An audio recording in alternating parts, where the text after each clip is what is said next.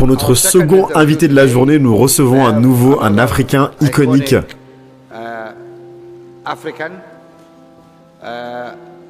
Dans une sphère totalement différente, nous avions Amina ce matin, et maintenant nous avons le plaisir de recevoir Monsieur Aliko Dangote.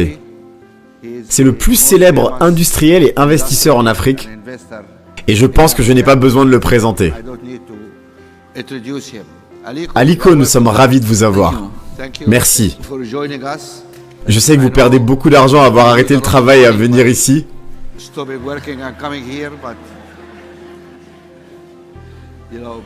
Mais parfois, vous savez, vous devez également passer du temps dans des événements comme celui-ci.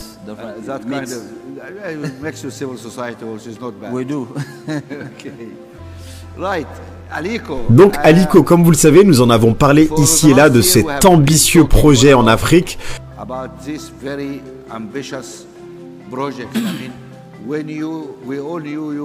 Tout le monde vous connaît comme l'homme du ciment, celui qui fait du ciment partout en Afrique. Et subitement, nous entendons parler du fait que vous êtes devenu quelqu'un du pétrole. Et dans le pétrole, vous vous lancez dans un secteur qui est beaucoup plus compliqué. Dans ce secteur, vous n'achetez pas un bloc de pétrole au gouvernement. Eh bien, en fait, si, là-bas également. Ah bon, également? Nous avons en fait acheté 2 blocs. Très bien, donc si jamais vous découvrez des blocs, ensuite vous les revendrez à des grandes majors du pétrole et vous irez dans quelques quartiers célèbres à Londres, comme Regent's Park par exemple. Et nous avons beaucoup de ces personnes-là à Londres. Mais vous avez décidé de faire quelque chose qui n'est pas du tout habituel.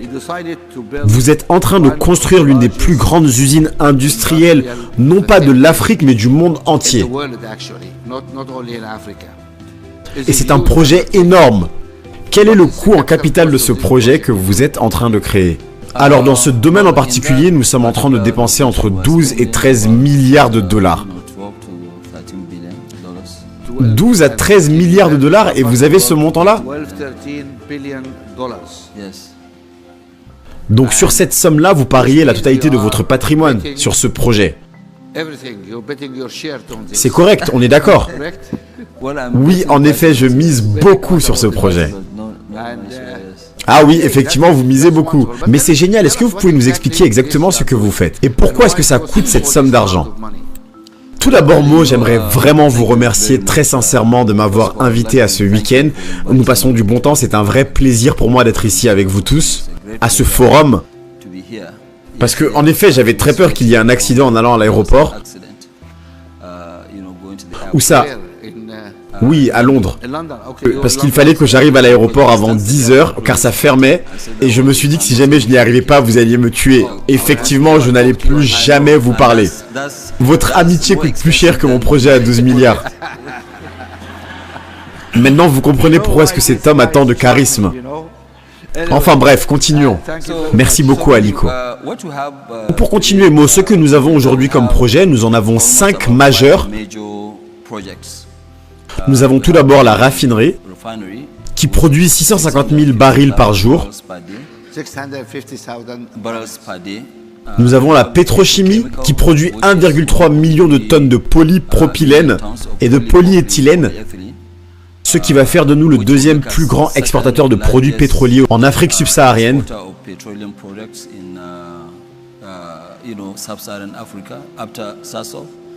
Ensuite, nous avons 3 millions de tonnes d'urée et d'ammonium qui sont des fertilisants. Et nous avons également du coup le pipeline du gaz. Donc ces 3 projets-là ont avancé très très vite. Et ensuite, nous avons le ciment, vous savez, qui vaut 2 milliards de dollars d'expansion. Ensuite, l'agriculture. Nous avons, vous savez, 1 million de tonnes de riz que nous construisons actuellement avec du pouvoir intégré. Car nous sommes présents dans les petites localités où nous allons procéder à tout cela. Car vous savez, le riz que nous mangeons est différent du riz ici en Côte d'Ivoire. Et donc notre riz à nous a un procédé différent. Et vous savez, du coup, dans tous ces projets, celui qui est le plus challengeant et qui est vraiment génial également, c'est la raffinerie. Il nous a permis de nous rendre compte et d'ouvrir les yeux sur le manque d'infrastructures en Afrique, dans ce domaine-là. Très bien, maintenant laissez-nous disséquer tout ça. Nous allons faire un scanner de tout ce que vous êtes en train de faire actuellement. Donc prenons tout un par un. Donc cette raffinerie dont vous parlez, qui est en plein développement, est-ce que vous pouvez nous la décrire exactement, s'il vous plaît? Est-ce que c'est juste des pipelines qui emmènent du pétrole brut et du coup vous le raffinez? Non, non, ce n'est pas ça.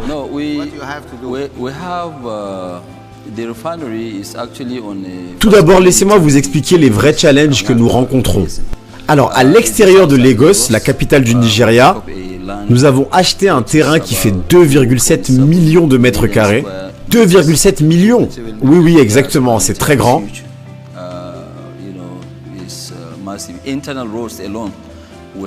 Nous avons jusqu'à 136 drainages et certains d'entre eux sont aussi larges que 40 litres et font 200 km.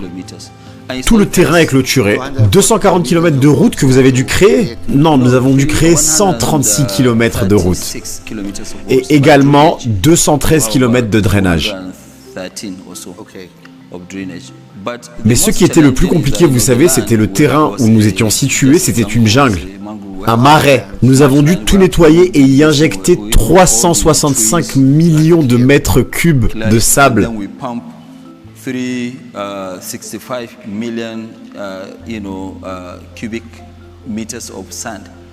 Ce qui est quand même pas mal.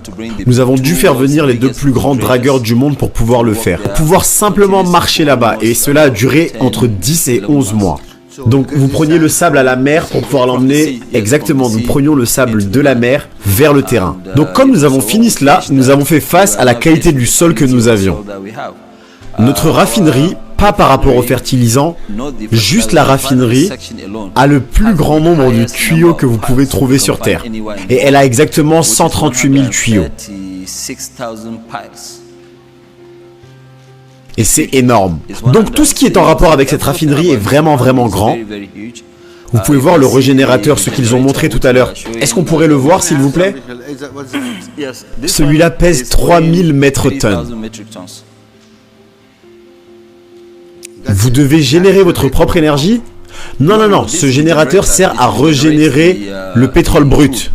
Régénérer quoi? Le pétrole brut. Ah, ok, d'accord.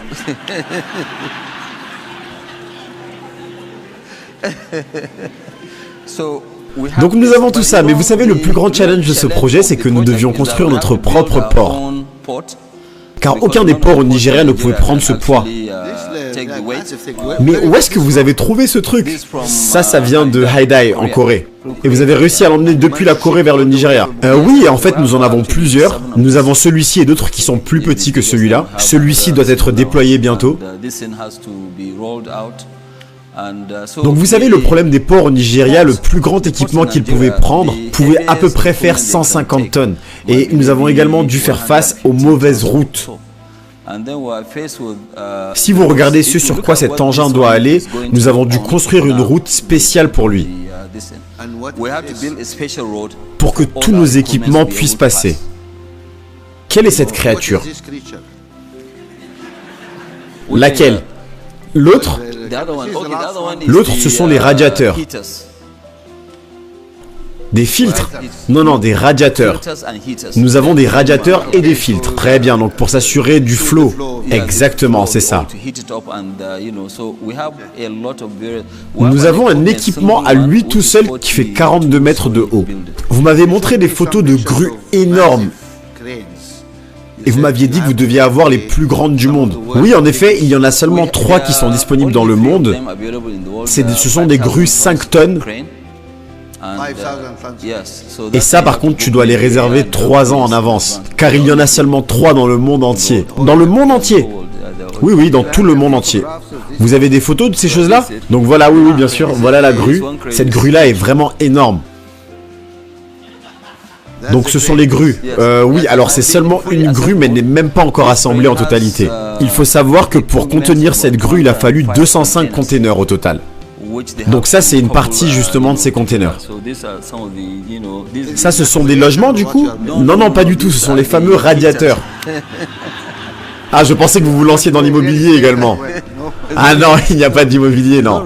Au-delà de tout ça, nous avons 30 km de clôture tout autour. 30 kilometers of fence. Concrete fencing at the site.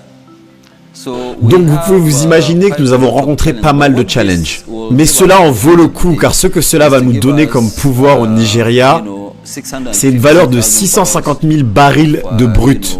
Et la totalité de nos projets vont produire jusqu'à 32 millions de tonnes. Donc 32 millions de tonnes, cela veut dire que le Nigeria va devenir l'un des plus grands exportateurs en Afrique de produits pétrolifères. Donc ce que nous essayons de faire, c'est exactement ce que nous avons fait avec le ciment. Le Nigeria va bientôt être le deuxième dans le monde après les États-Unis en tant qu'exportateur de ciment. Grâce à cela, le Nigeria s'autosuffit et à la fin de cette année, le Nigeria sera le plus grand exportateur de ciment dans toute l'Afrique. Nous allons exporter 8 millions de tonnes.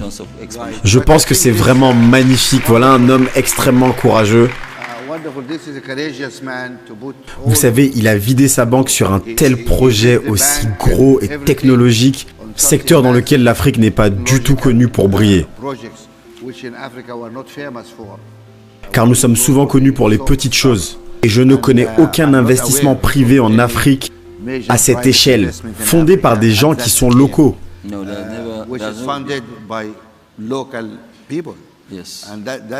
Pouvez-vous lui donner un peu de soutien pour ce qu'il est en train de faire pour notre continent, s'il vous plaît? Donc maintenant, nous allons parler du ciment. Je sais que vous avez énormément d'usines de ciment. Dans combien de pays est-ce que vous produisez? Alors, nous produisons dans 14 pays qui sont opérationnels, et là, nous avons 3 pays qui sont en développement. Donc, laissez-moi vous poser une question. Vous avez eu à faire 14 usines? Non, plus que 14 usines. Nous sommes dans 14 pays. Par exemple, en Afrique du Sud, nous en avons 2. Au Nigeria, nous en avons 3. Nous sommes en train de construire la 4e. Laissez-moi vous donner l'échelle de notre industrie. Au Nigeria, nous avons une seule zone qui produit 13 millions de tonnes aujourd'hui, mais d'ici la fin de l'année, nous serons déjà à 16 millions de tonnes, ce qui sera plus que toute la production en Afrique du Sud cumulée.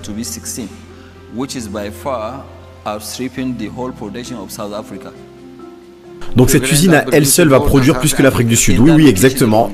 Seulement cette usine, oui. Les Sud-Africains, faites attention, vous êtes en train de nous faire dépasser. Ah, il n'y en a pas beaucoup ici dans cette salle. Donc nous en avons dans ces pays, en Zambie, en Tanzanie, en Éthiopie, au Congo.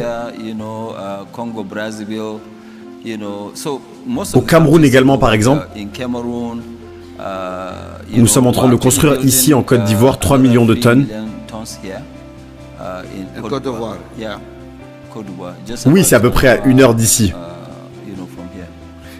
Stratégiquement, quand vous êtes en train de construire cet empire de la manufacture, vous regardez du coup les marchés, bien sûr, les matériaux, le transport.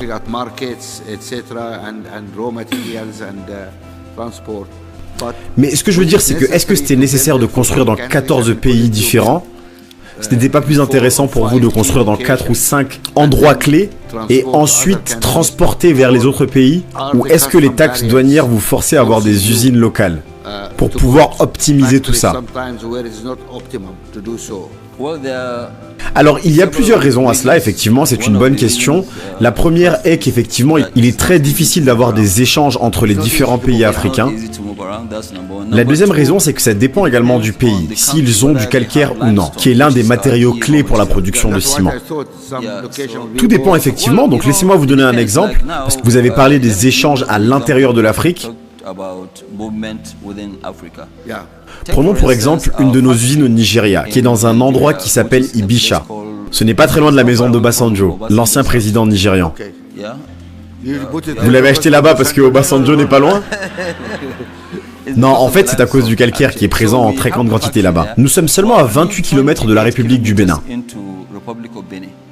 Mais la République du Bénin ne nous laisse pas emmener du ciment chez eux. Mais ils importent de Chine. Mais pourquoi cela? Oui, c'est l'un des sujets sur lesquels je discute énormément avec ma très bonne amie Vera, qui doit être quelque part par là. Et je dis souvent à Vera, s'il te plaît, est-ce que tu peux faire en sorte que le marché africain fonctionne avant que nous ayons à aller chercher à l'étranger? AFCFTA. Laissez-moi essayer de comprendre cette situation. Est-ce que c'est parce que le ciment chinois est moins cher que le vôtre? Non.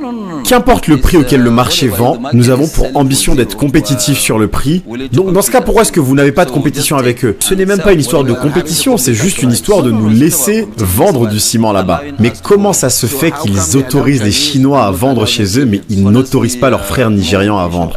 Honnêtement, Mo, vous devriez poser la question au président du Bénin. Est-ce qu'il y a quelqu'un du Bénin ici? Non? Je pense que personne du Bénin n'osera parler de ça. Il n'y a personne du Bénin ici? Non? Non, personne? Il y a quelqu'un du Bénin ici? Ok, pourquoi est-ce que vous faites ça, les Béninois?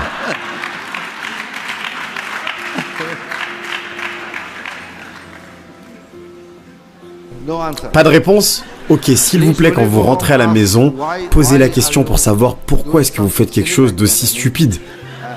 Si le ciment est moins cher et de meilleure qualité, je peux le comprendre, mais si ce n'est pas le cas, pourquoi? Oui, car c'est intéressant, vous savez, la zone CFA, et mon problème c'est que même si nous signons, qu'est-ce qui se passe avec l'implémentation? Nous sommes vraiment bons pour designer des programmes, mais le plan d'implémentation est extrêmement important, et c'est ça qui manque dans nos pays. Parce qu'effectivement, vous avez raison, nous avons parlé de zones de libre-échange où il n'y aurait pas de frontières monétaires.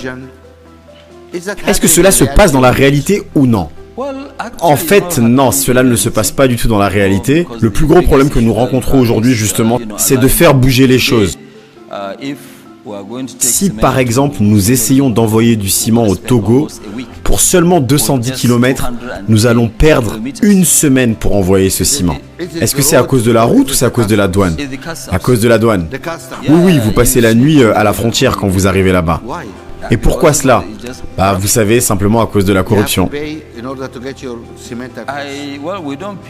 Alors en fait, nous ne payons pas, et c'est peut-être pour ça d'ailleurs que cela n'avance pas et qu'ils nous gardent. Et même si vous payez, vous allez quand même passer beaucoup de temps. C'est un long process.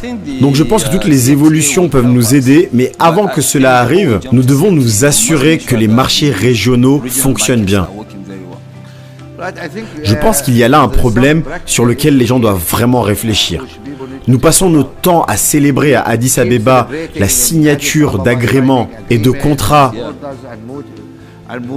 Et là, nous avons un problème où cela prend des semaines pour pouvoir transférer du ciment sur 200 km entre deux pays voisins. Et le problème, moi, en plus, c'est que ces pays voisins vont dire non, nous ne voulons pas de tes biens et services. Alors que ce que je pense, c'est que des pays comme la République du Bénin ou du Togo, qui sont des pays frères, seront ceux qui vont réellement bénéficier de nos produits. Et en termes de marchés régionaux. Car si jamais je suis du Bénin ou que je vis au Bénin, cela veut dire que je n'ai pas un marché qui est de seulement 14 ou 15 millions d'habitants. J'ai également le marché du Nigeria qui est 200 millions de personnes, car vous voyez, l'activité principale du Nigeria se retrouve dans le sud-ouest qui représente 60%. Et la République du Bénin fait partie de cette parcelle et de cette riche zone commerciale. Ce que je veux dire, c'est que pour emmener mon propre ciment, c'est plus simple pour moi de l'emmener au Bénin que de l'emmener à Lagos en termes de transport. Cela créerait du business, mais malheureusement ce n'est pas le cas. Nous ne faisons que parler d'intégration régionale monétaire, mais où est Vera? Nous parlons de toutes ces choses-là, mais rien ne se passe sur la réalité du terrain. Vera, est-ce que tu es là? Ah oui, elle est là-bas. Ok, on va venir discuter avec toi après alors. Mais je pense que cette conversation est très importante pour montrer réellement ce qu'il se passe sur le terrain, car nous ne le savons pas. Ce que je pense, Mo, c'est que nous avons tous dans nos mains des choses pour pouvoir avancer. Des gens, par exemple, comme Vera, je pense qu'ils sont en train de pousser pour que les choses avancent. Vous savez, ils ont fait ces choses qu'ils appellent les passeports de l'Union africaine.